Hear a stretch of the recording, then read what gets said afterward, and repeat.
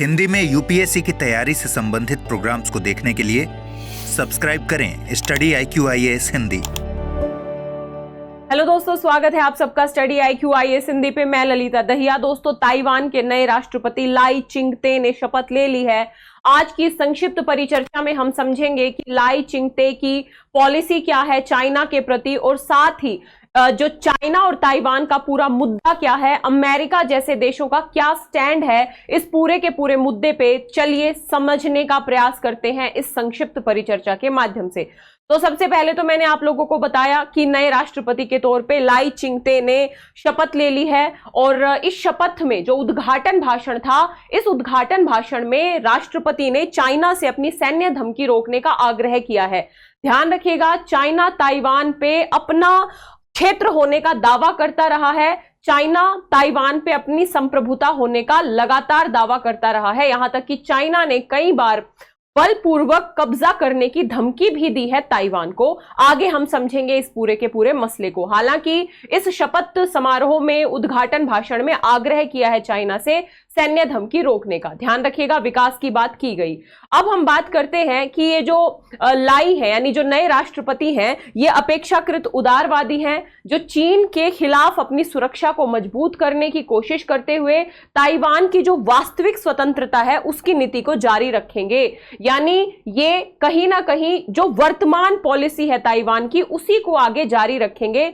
इनके जो पहले राष्ट्रपति थे जिन्होंने लगभग 8 साल तक ताइवान में शासन किया है, साई इंग वेन, ध्यान रखिएगा, इन्होंने लगभग 8 साल तक नेतृत्व किया ताइवान का। तो इन्होंने कहा है कि मैं इनकी विरासत को आगे लेके जाऊंगा, यानी जो उनकी पॉलिसी थी, लाई लगभग उनकी पॉलिसी से सहमत है। ध्यान रखिएगा, यहां पे मैं आप लोगों को बता दूं कि ताइवान के साथ राजनयिक संबंध रखने वाले काफी देशों ने बधाई दी है, जिसमें सबसे महत्वपूर्ण देश के तौर पे हम अमेरिका को पाते हैं। यहां सबसे महत्वपूर्ण जानना यह बात है कि अमेरिका ताइवान को एक अलग राष्ट्र के तौर पे दर्जा नहीं देता है, लेकिन अमेरिका समय समय पे, या हम यूं कहें कि अमेरिका ने ताइवान के साथ अनौपचारिक संबंध स्थापित कर रखे हैं। रक्षा, सैन्य क्षेत्र में दोनों का बड़ा सहयोग है, और बड़े स्तर पे जो अमेरिका है लड़ाकू विमान, अन्य प्रौद्योगिकी भेजता है ताइवान में समय समय पे। यहां पे अमेरिका के राष्ट्रपति ब्लिंकन ने भी ताइवान के राष्ट्रपति को बधाई दी है, और ब्लिंकन ने स्पष्ट तौर पे कहा है कि हम दोनों यानी अमेरिका और ताइवान अपने साझा हितों और मूल्यों को आगे बढ़ाने, हमारे लंबे समय से चल रहे जो अनौपचारिक संबंध हैं उनको गहरा करने, ताइवान जल डमरू में शांति और स्थिरता बनाए रखने के लिए राष्ट्रपति लाई और ताइवान के राजनीतिक स्पेक्ट्रम के साथ काम करने के लिए तैयार हैं। यानी कहीं ना कहीं ताइवान जल डमरू की शांति स्थिरता में ताइवान के साथ सहयोग करने की बात अमेरिका ने स्पष्ट तौर पे कही है। यहां पे मैं आप लोगों को पहले ही बता चुकी हूं कि अनौपचारिक संबंध दोनों देशों के बीच में पहले से ही स्थापित है।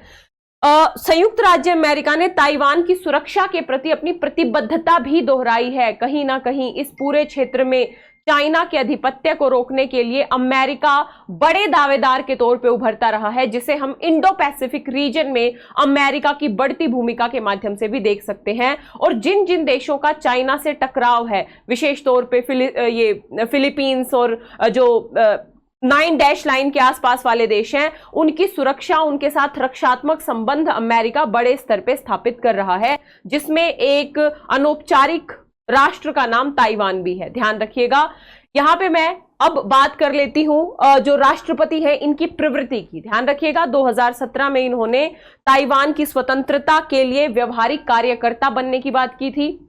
चाइना की फटकार के बाद इन्होंने अपना रुख थोड़ा नरम किया, और ये जो वर्तमान यथास्थिति है उसे बनाए रखने और बीजिंग के साथ बातचीत की संभावना का समर्थन करते हैं। वर्तमान में इनका यही स्टैंड है। ध्यान रखिएगा, अलग से कोई स्वतंत्रता की बात इन्होंने अभी नहीं की है। जो यथास्थिति है ये उसी पे कायम रहने की बात करते हैं, और जो बीजिंग के साथ मुद्दे हैं उनको बातचीत के माध्यम से, एक तरीके से सहमति के माध्यम से सुलझाने के स्टैंड पे काम करने की बात करते हैं।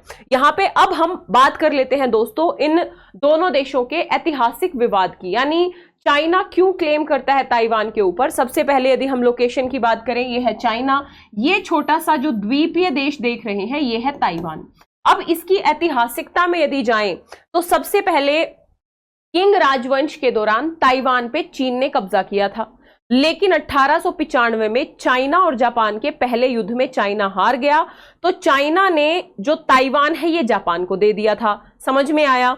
1945 के सेकेंड वर्ल्ड वॉर में जब जापान हारने की कगार पे था तो चाइना ने फिर से ताइवान पे कब्जा कर लिया, यानी अब जो ताइवान है वो फिर से चाइना के अधीन आ गया। हमें पता होना चाहिए कि चीनी क्रांति 1949 में जब नेशनलिस्ट पार्टी और कम्युनिस्ट पार्टी ऑफ चाइना के बीच में गृह युद्ध होता है तो 1949 में कम्युनिस्ट पार्टी जीत जाती है, यानी इस गृह युद्ध में कम्युनिस्ट पार्टी जीत जाती है, तो राष्ट्रवादी सरकार ताइवान में पीछे हट गई और ताइवान के अंदर रिपब्लिक ऑफ चाइना का गठन कर लिया। ध्यान रखिएगा। और जो मेन चाइना थी, यानी जो मेन लैंड हमें रेड कलर से दिख रही थी, इसे कम्युनिस्ट पार्टी ने पीपल रिपब्लिक ऑफ चाइना के तौर पे गठित कर लिया। यानी कहीं ना कहीं ये जो रिपब्लिक ऑफ चाइना है, इस आधार पे चाइना इस रिपब्लिक ऑफ चाइना यानी ताइवान को अपना ही हिस्सा मानता है और अपनी ही संप्रभुता का दावा करता है।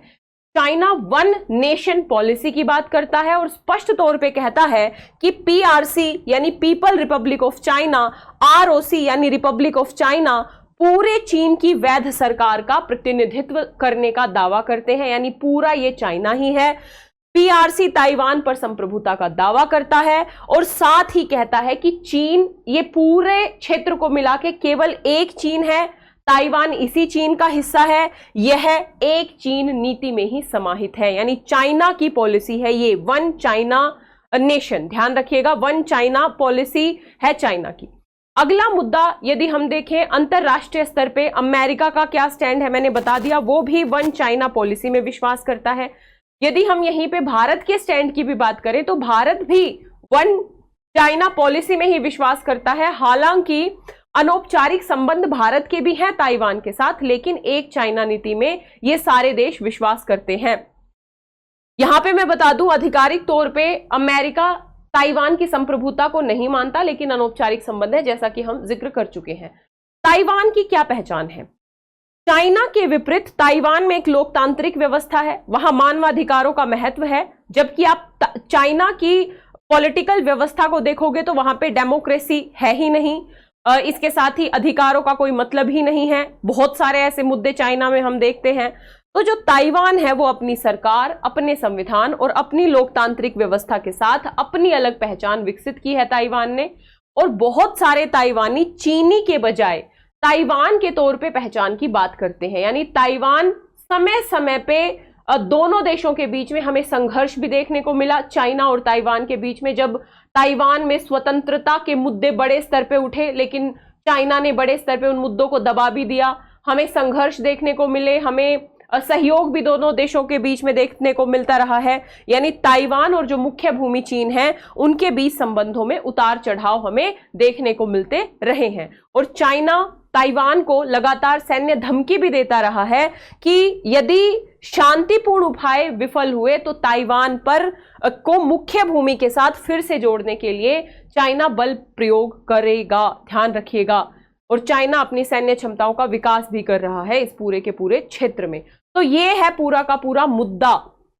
चाइना और ताइवान का ऐतिहासिक संदर्भ क्या है, भारत अमेरिका जैसे देशों का स्टैंड क्या है, और वर्तमान जो राष्ट्रपति हैं अब आने वाले समय ये बताएगा कि इनकी क्या नीति होती है। क्या ये पहले वाले राष्ट्रपति की यथास्थितिवादी नीति को आगे जारी रखेंगे या फिर कुछ नया करने का प्रयास करेंगे। तो जैसे जैसे कुछ डेवलपमेंट होगा तो हम उस पर परिचर्चा को जारी रखेंगे। आपका क्या विचार है इस विषय पे अपने विचार कमेंट बॉक्स में जरूर बताइएगा। इसके साथ ही यदि आप 2025, 26 या 27 में यूपीएससी का अटेम्प्ट देना चाहते हैं, आप हमारे P2I batch prelims mains interview batch से जुड़ सकते हैं। ये एक फाउंडेशन बैच है जिसमें पीटी मेंस इंटरव्यू की बेसिक से लेके एडवांस लेवल तक की प्रिपरेशन कराई जा रही है। आज से क्लासेस शुरू हो रही हैं, तो देर किस बात की, फटाफट जाइए स्टडी IQ की ऐप वेबसाइट पे या इस वीडियो के डिस्क्रिप्शन बॉक्स में लिंक दिया होगा, उस लिंक पे जाके आपको कोड यूज करना है LD Live LDLIVE। LD Live code के साथ ये बैच आपको मात्र 27,999 में मिल जाएगा 18 किताबों के साथ। और पूरे के पूरे जीएस के कवरेज के साथ, और इसमें पीटी मेंस इंटरव्यू सब शामिल है।